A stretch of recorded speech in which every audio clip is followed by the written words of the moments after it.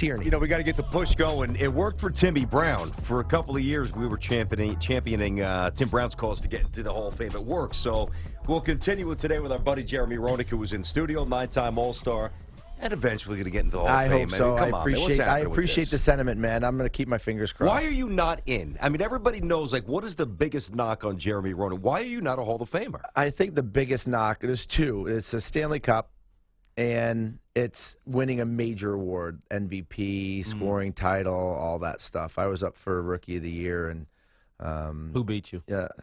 Actually, you know what? They changed the rules in the National Hockey League because Sergei Makarov, who was 32, came from the Russian Elite League, was on all the Olympic. Is that true?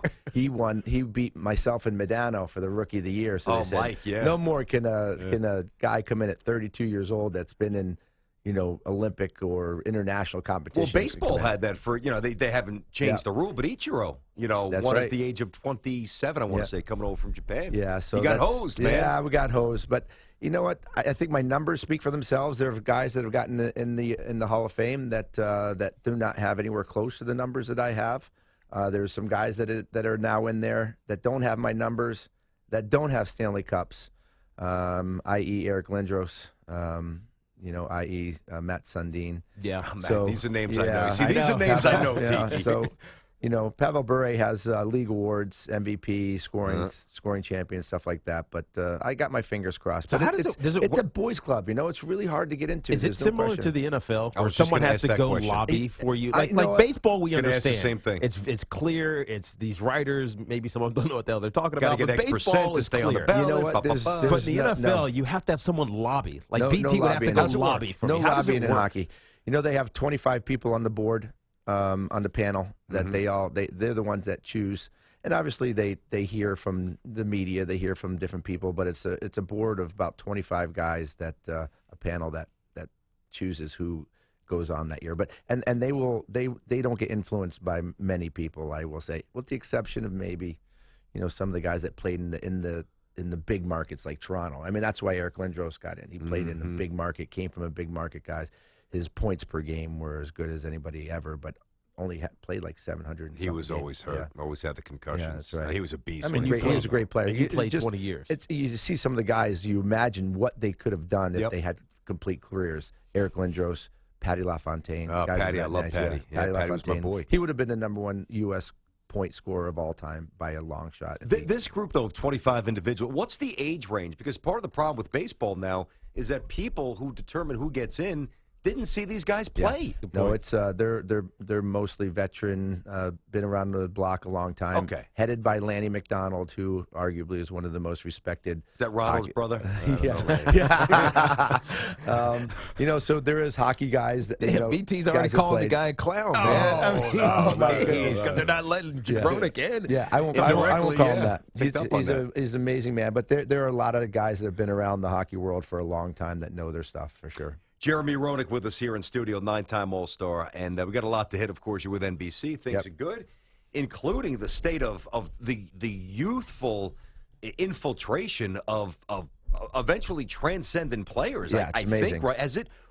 First elaborate on that, and also if you can compare another era somewhat recently where there was this infusion of young stars like this. You told us about this. Yeah, it's getting really, really big in the United States. The United States just won the World Junior Championships, which is an amazing accomplishment for USA Hockey. It's usually a Russia, Finland, Sweden, Canada-based tournament. United States won again this year, I think for the second or third time now, which was a huge boost. After the World Cup, the United States did not do very well in the World Cup, the NHL level. These junior kids came in and just lit it on fire and upsetted Canada in Canada. So that was huge for us. This week actually is Hockey Week in America. Sunday was Hockey Day in America, which kicks off Hockey Week in America. So all this week, USA Hockey all over the country is celebrating the coaches of USA Hockey, the referees, the arenas, the players, the good stories of USA Hockey and why it's getting so popular. And they just set a new record of 107,724 kids 8 and under just signed up to learn to play hockey this year. Is that true? This is across the country. Across the country. What were the numbers, say, 10 years ago? Do you have any point of reference? Half that. Yeah, I would Half imagine. that 10 years ago. What about the community? Yeah. What's it socioeconomically look like? You know, I mean, I asked this because we had PK Subban on. Yep. When was that? About 2 months ago, maybe a Yeah, month and a half maybe a ago. little less than that, and he's obviously Caribbean descent, not African American, but he's Caribbean Yeah, American. as is it's Kevin Weeks. Yeah, Kevin Weeks. But, yeah. but he looks different than what we think hockey players look like. Right. What do those communities look like embracing hockey? The National Hockey League is doing an amazing job of creating as much attention to the inner city for hockey. They are doing learn to skate programs. They have programs that pay for the equipment, pay for the ice time, and just let these kids have the opportunity to try it. And guys like Willie O'Ree, who is one of the icons of NHL hockey, the first African American to play in the National Hockey League back in the 60s and 70s. He is just an amazing ambassador for what we do in the inner cities, New York, Washington, D.C., Detroit. So in terms of that balance, we're getting a tremendous amount of outreach of kids trying hockey. Doesn't matter what your sex, what your race, what your sexual gender is going to be. Everybody is coming in. You can play, right? If you can play, you can play. It's got to start with skating, and that's what you have going on, JR, with this Craft Hockeyville. Right. That extends through what, March 10th? March 10th. You can nominate communities at crafthockeyville.com. Tell us a little bit about this. It's the third year, and it's my favorite thing to do throughout the course of the National Hockey League season with my NBC that is teamed up with the National Hockey League and USA Hockey. Craft Hockeyville is going out to try to find the most passionate hockey community in America. Johnstown, Pennsylvania was the first winner a couple years ago. Marquette, Michigan won last year. This year, it could be your community out there. So nominate your community by going to crafthockeyville.com. Write a little essay why the town that you live in deserves to be honored the award of the most passionate hockey community and some of the good stories that happen in your community. The winner will get $150,000 to put to their local arena for their upgrades and improvements for the kids. Whether it's programs or the new ice sheet or new Zamboni, new glass, new nets. $150,000 goes a long way when you're talking about revamping some of these local communities which are decimated with age, right? Yeah. And then they have the opportunity, which I've seen to bring so much happiness to people, to kids' face. Your town will have the opportunity to host an NHL preseason game in that arena that we're going to help refurbish. That's sweet. Yeah, and it's going to be aired on NBC Sports Network. Are you going to be in studio for it? I was there in Johnstown, Pennsylvania. We had an amazing time. There were parades. There were kids. The players stood outside in the rain, signed autographs for hours for these kids. Marquette, Michigan, again. I was on the main street while I watched all these kids go by in their jerseys and parades, and the faces, the look on these kids' faces when they see their idols walking right in front of them in their building, in their hometown, where they don't have NHL hockey. It's an amazing, revelation to see. Could it be a non-traditional? I mean, you're talking about Pennsylvania. Yeah, what if it's Michigan? like could it be Waco, Texas, or Arizona? Remember you told told us last year about this kid Austin Matthews, who was from Arizona, who It's was the number one pick everywhere, overall. right? I mean, those are the communities that you probably want to be targeting if you're the NHL, right? Well, it's exactly right, because you never know where that next talent's going to come from. I mean, who would have thought that Austin Matthews, that was born in Scottsdale, Arizona, which, by the way, I helped teach skate when I was in, because when we got there in '96, Austin Matthews was born in '97, started skating when it's Coyotes, and we were building the program there. My son played with them, and my son grew up in the same program, so teaching my son to skate the same time as we. So you just never know where something is going to sprout up. Now, 2 years ago, in the last couple of years, there's 2,200 local arenas in the country, all over in the 50 states, 2,300. We've had over 1,500 of those arenas represented in this competition the first 2 years. Wow. Each 1,400, 1,400.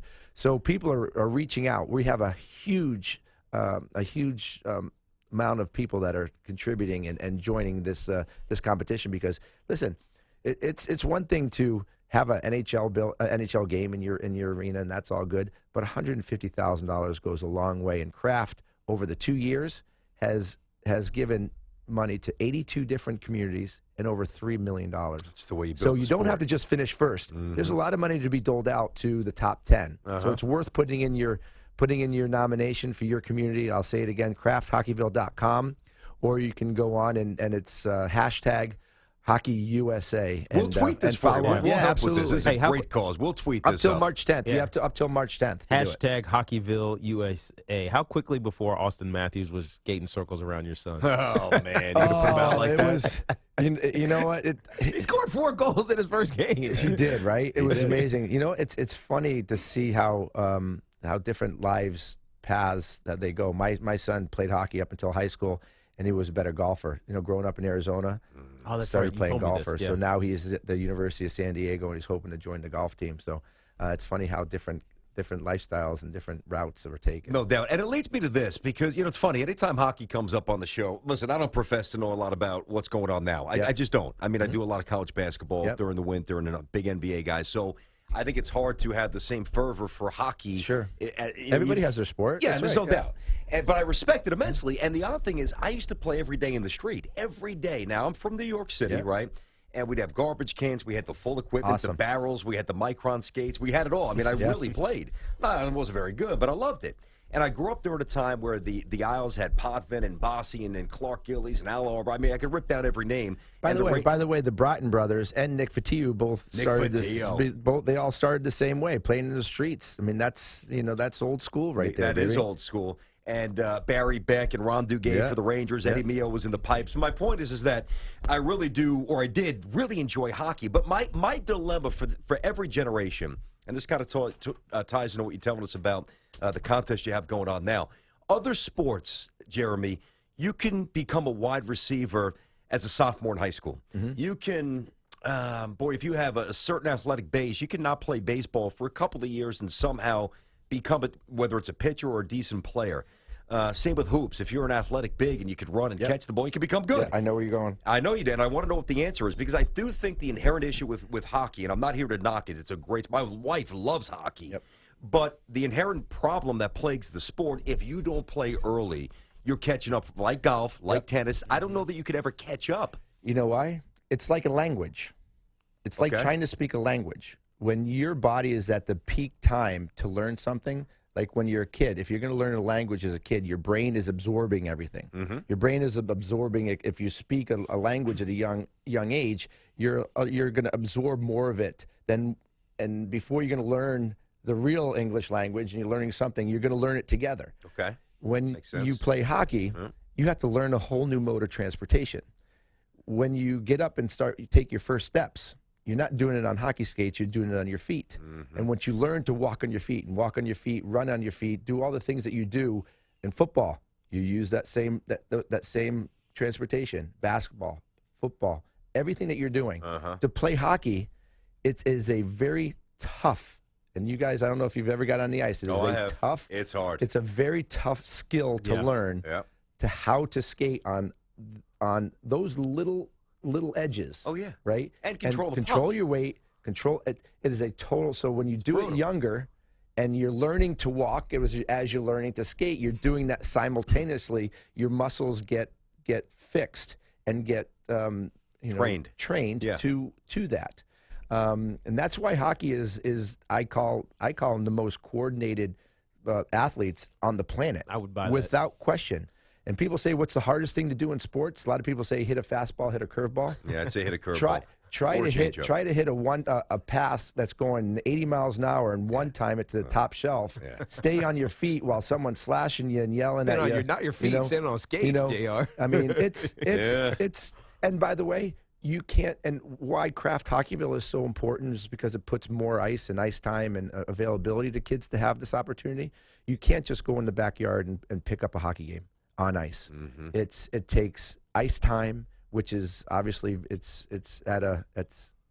tough. Yeah, it's very tough to find ice time. It's hard to just it's find expensive. an arena. The equipment. There's a lot of things. Early in the morning, there's a sacrifice for the family. You just said you went into the streets, played every day. I go to the go to the park and play. Pick up basketball. Yeah. You go to the go to your diamond, get guys play baseball. You can't do that in hockey. No, you can't. Not but unless, it's fun when you actually find guys to do it in the street with. Very, very It's tough awesome. thing to do. But it's a great sport once you get into it, for sure. CraftHockeyville.com. We'll tweet this out. This is cool. No doubt. Yeah, it's going to be great. But I tell you, for the third year, we have had an amazing response to people that want to get their communities involved. Because you're a great ambassador, JR. Trust me, the kids' faces when they see these kids. The first game was Tampa versus Pittsburgh in Johnstown, and last year was Buffalo versus Carolina in Marquette. And who knows? Never know if it's Could be coming to your town, right? It could be coming to your town. That's definitely the truth. The great Jeremy Roenick. Jeremy, we got to let you bounce. 9-time All-Star. We will sincerely tweet this out. It sounds like a great plan. We'll help you push it a little bit. Great.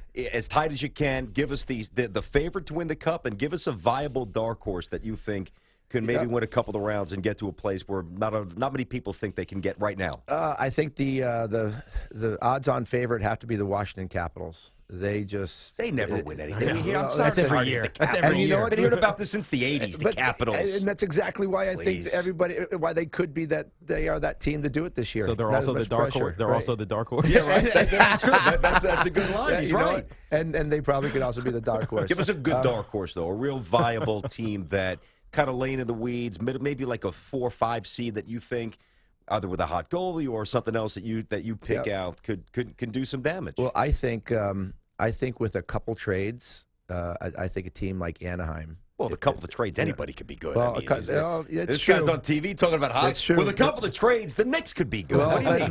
That's for sure. But it's a lot will depend. They'd make their own a lot will trades. depend on what they fill at the trade deadline. But I think Anaheim is a team that could. All right, keep up man. and There it grab is. people.